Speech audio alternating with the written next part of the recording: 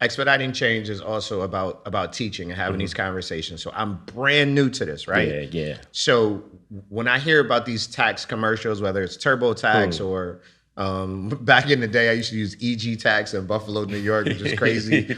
But my thought process was that it was only once a year, right? So if I'm brand new to this, how do I get my comfort level to ask that question to the CPA? Because what I see advertised normally is, hey, you just need me for this amount of time. So how do I approach that with a CPA and say, hey, here's my budget. Here's what's going on with my financial situation.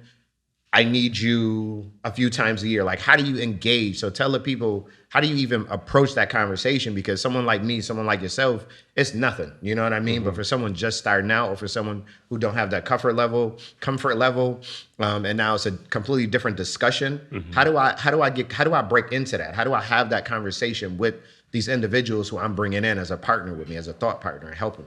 Yeah, so I think the conversation, first of all, I think like a CPA would definitely know to look at the dynamics of a business. That's like the difference, professional level of the knowledge base that you get with working with a CPA. But they're at the same time, like an EA, I can't say an EA will look at the strategy as much because their primary goal is just to understand the taxes and like what can be written off, not necessarily the strategic planning. So having someone that's a CPA allows you almost like having a Swiss Army knife. No doubt. You can use this person for many different No doubt. advantages in your business. No doubt. So like to start that question, to answer your question, a CPA should already be asking those questions. Okay, so I should have the expectation that when I talk to the CPA, they should also be they also interviewing me first off, right? Yeah. But then also saying, hey, I'm looking at your portfolio and here's what you're going to need. And if they don't, then you're probably at the wrong CPA. Yeah, you probably got the wrong CPA for sure. And then I would say for this mind shift, tell me if this language is okay to use from the CPA perspective and thinking about a CPA, right? It's a static CPA that I use once a year to do my taxes. But what I'm hearing from you and the word that I want to use, that I want to check with you on is this CPA is my consultant. They're my tax consultant. So I may need to hit them up before tax season, after tax season, during tax season. So if I go out and I start telling the people on my podcast, hey, this is not just your CPA, this is your tax consultant. Talk to me about this. Is it good language, bad language? What's your thoughts on that? Yeah, so I think like using the word like tax consultant is like the perfect word to describe the strategy of a person that's trying to like any consultant, like their goal should be to look at the dynamics of where you are and make sure that the right plans are put in place to make sure that you're taking advantage of like your situation, you know. So I think like tax consultant is probably it's a very good word. So give me again, we gotta teach on expediting change. Give me some red flags. Like if I'm talking to somebody, I'm interested in them, I'm just starting out, I want them to be my CPA. I'm not even necessarily at them being my tax consultant because I'm new to this. I'm slightly nervous. I at least want somebody to look at my stuff twice a year. One of those is when they're doing my taxes. What's some red flags from an individual or a corporation that I might hear that I could say, ooh, I heard that on the Expediting Change podcast. Let me look something up. Like what's some red flags or something that the people should be wary of or think about and listen to? As they like, just to clarify, just in the perspective of trying to interview like someone a CPA. who a CPA. Yeah. So I think that you should, like, if you're starting a business, and a lot of people might not have this as an opportunity, but if you can like reach out to people in your network and try to see who they're using, that's like probably like the best way to find someone in that space. And then if you don't know anybody, you're just starting out, you just like no one else, like starting a business. I would say definitely like going to different colleges and seeing if like while you're on campus, reaching out to different professors who are working in business and see if they can give you some type of like recommendations, suggestions.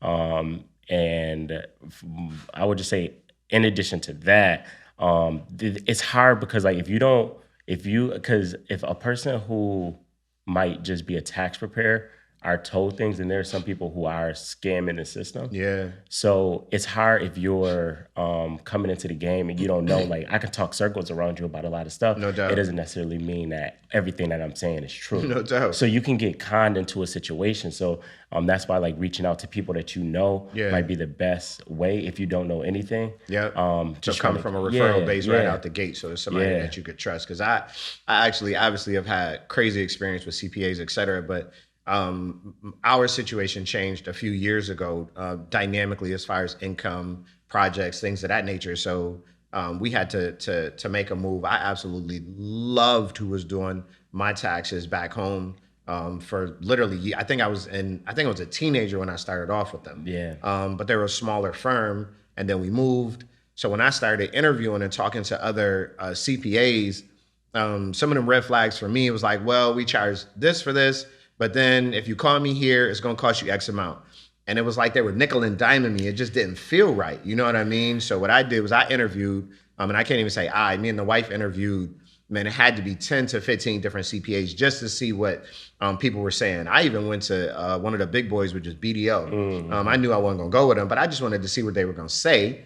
So then I could go back to these other firms. And a lot of them, literally, they were like, well, we charge this for this, this for this, this for this, and nickel and dime. So I'm like, well, can we look at it from the model of like an attorney? I'll give you some money up front, and then that retainer, we take it from that retainer.